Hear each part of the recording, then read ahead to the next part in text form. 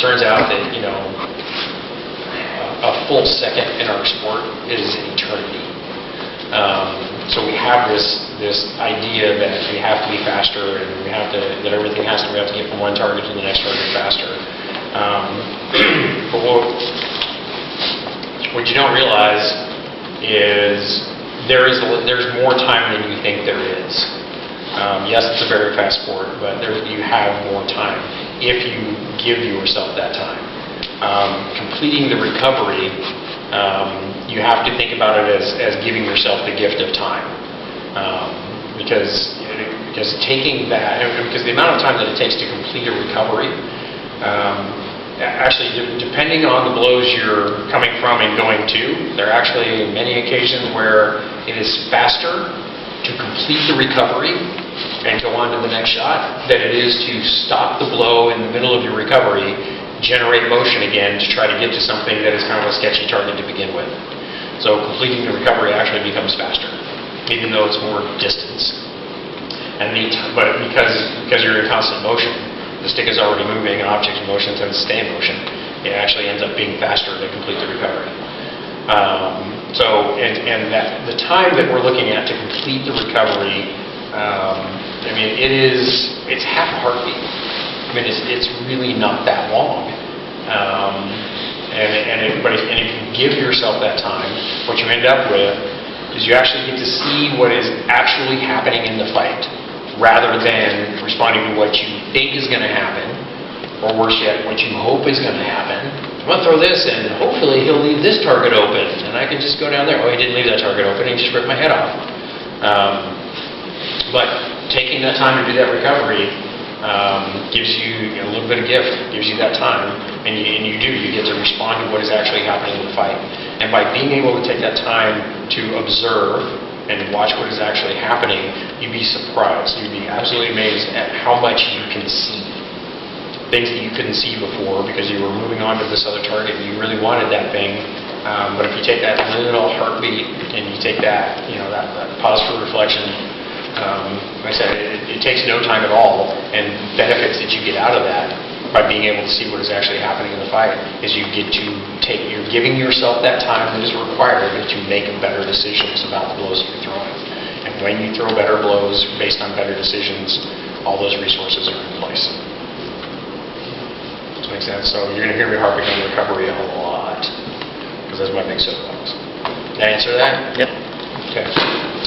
Yes? Do you mind going into a little bit more detail about what your pel work routine is?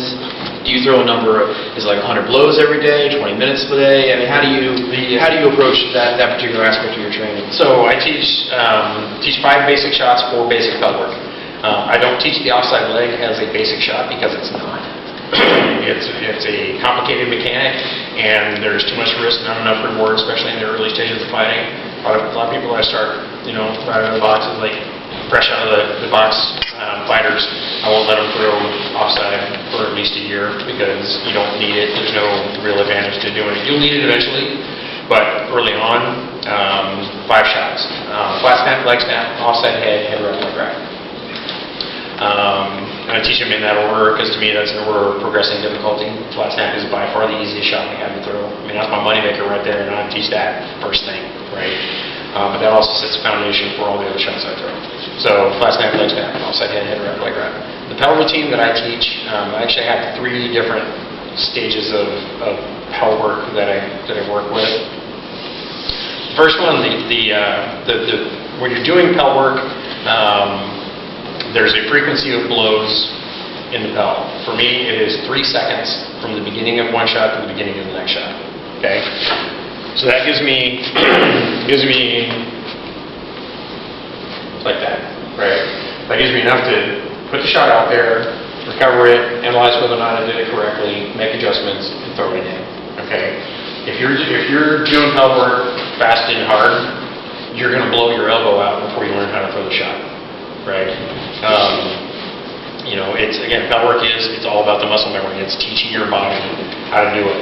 And I don't put a lot of emphasis on striking the pel. I actually tell people, don't let the fact that you don't know a pel keep you from doing pel work. Because I can sit here, I can look at the back of the hall where the door is, and I can get an idea about where on there the flat snap is going to be I can use something at any distance to get an idea, because to me, the part that needs to be trained is the beginning part of the shot, not the ending shot, right? So making sure I get good hip rotation in there. If I do this part correctly, the end of it is going to be in place, right? So it's 3 seconds from the beginning of one shot to the beginning of that shot. So bell routine that I do to start with is what are the two biggest reasons that we don't do bell work? Laziness. Okay, the two biggest excuses. That's the reason. But the excuse is... I don't have a bell and I don't have time. Right. I don't have time. I don't have a bell. As a working adult with 2 kids and 19 alpacas and 10 chickens, I can tell you, yeah, you're right. You don't have time. The time that you need to do this does not exist. You have to create. You have to fabricate it out of thin fucking air. You have to make it happen, right? So the Pell routine that I have is designed to address the time factor of that, and that's also designed to address the world of instant gratification that we live in these days. If I tell you to do 100 flat snaps, how many flat snaps are you going to get to before you get bored? 35. Maybe 50. 3. Honest. 20, 30. 31. 30. Right, you lose interest in it, right? Right. So, I do 10 shots each of those 5 shots. So 10 perfect flat snap, 10 perfect leg snap, 10 perfect offside, 10 perfect head wrap, 10 perfect leg wrap, right? Yes? Do you restart the count if there's one that's not perfect? No, you just do them as best you can, Okay. right? But you can focus on doing 10 flat snaps as best you can, Okay. right? As perfect as you can for that set that you're doing them. You can do 10 perfect flat snaps. You know, like I said, or 10 focused flat snaps. I say perfect, but, you know, just make sure that you're throwing 10 as best you can, Okay. right? So you do 10 of those, and then you're moving on to leg snap, which is different from the flat snap, so it's not the same thing, right? So you do 10 of each of those at 3 seconds per shot. That is 30 seconds per shot, 5 shots. That's 2.5 minutes, okay? After that, you'll do a 3-shot combo. He said combo. Can you believe it?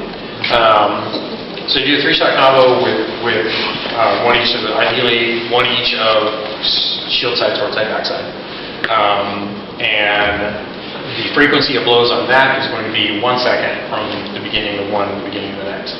The purpose of this is not to learn a 3-shot combo. The purpose of this is to learn how to transition from one blow to the next. You know, so if you decide you're going to do flat snap, leg wrap, offside head, flat snap, shoulder, leg wrap, shoulder, offside head, right? And so yeah, it ends up being more, right? And then you do that same 3-shot combination for 10 repetitions. So 1 second between blows for 3 blows. 3 seconds. 10 of those, that's 30 seconds. So, total, 3 minutes. Okay? You are not going to become a godlike fighter in 3 minutes a day. Okay? You mean I can't have rock hard abs in 5 minutes? Well, you can. I've seen the commercials on that. You're not going to become a godlike fighter in 3 minutes a day. But, if at the very least, I mean, if you can hit, if you can't hit what you really should be doing, and I tell people, I mean, it's like, if you were to do 10 sets of that, that's a half an hour, right? Half an hour is still kind of hard to come by sometimes, but you may very well be able to get 3 minutes 10 times a day. You know, if you got time to watch Survivor, you got time to do that work, because you got 3-minute commercial breaks. Convenient, that, isn't it? Think I thought about that, maybe? There's a little 3-minute commercial break there, so if you got time to watch TV, you got time to do color, you know? And it's just a matter of, you know, you got to make those sacrifices, you got to make your priorities. You know, we talk a lot about the sacrifices that have to be made. Some people think, oh, this is raising the bar too high, and you can't expect me to sacrifice quit my job and go to events and all this. You're right. I'm not going to expect somebody to quit a job and go to an event. But I had years and years ago, I was at a private practice where somebody had mentioned Like, well, I don't know what they're going to do if they move fighter practice to Tuesday nights, because that's when Star Trek Voyager's on. I'm just not going to miss that. Hey, and then, those are the kind of sacrifices that I'm talking about. You know, it's like, these are the choices we got to make. If this is something you want to do. And the thing is, with this 3-minute tell routine, if you, when you don't have the time to do it, if you can at least get that one set in every day, take that 3 minutes and get that one set in there. Doing one set every day is better than trying to do 4 hours of pel work on the weekend. And the flip side of that is, if you cannot find 3 minutes in the day to do one set of pel work, maybe this isn't your sport. Maybe this isn't as important as you think it is. And that's okay. I don't have a problem with that. You can still be part of the SCA, do whatever you want to do, but don't come here pretending like you want to be this godlike fighter when you can't find 3 minutes a day to do one set of pel work. Right? So we break that down, we let you do that one set of pel work, and then you go back out to the pel, whenever you get a chance, you just go out there and hit it. Ideally, I say 10 of those a day. That's 100 shots a day. Right? If you get 100 shots a day, that's 100 of each, and that doesn't include the combo. So you hit 100 shots a day. Say you only get 5 days a week, right? It's 500 shots, 500 of each shot a day, or a week, right? Over the course of the NFL football season that we're in, roughly 16 weeks-ish, the regular season, 16 weeks, 500 shots a week. That is 8,000 shots. Repetition, repetition, repetition. That is muscle memory right there. Of each, right? Of each. Yeah, that is 8,000 of each shot over the course of 4 months. Do you want to take 4 to 6 months, half an hour a day, to make yourself a better fighter? Is that worth it? Fuck yeah. Because once you have that, once you have those mechanics, then that's one less thing you have to worry about. That is the delivery portion of our sport. Once you have that, then you can focus on those other things, and you don't have to tell your brain all the time, how do I throw a flat snap again? All right. So yeah, that's no. Okay, so that's the beginning one. After that, there's a 1 through 6 drill. That's a lot of guys in the West do this.